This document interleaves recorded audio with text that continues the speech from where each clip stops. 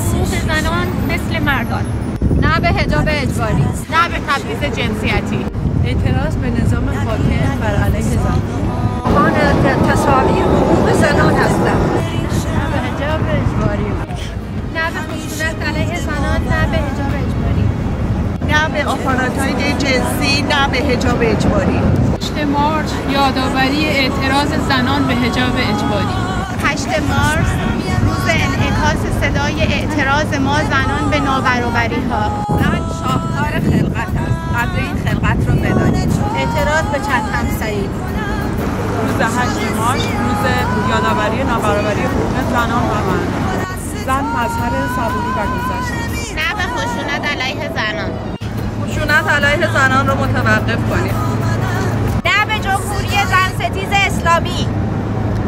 اگه قوی بازوهات به جاش منم یه مادرم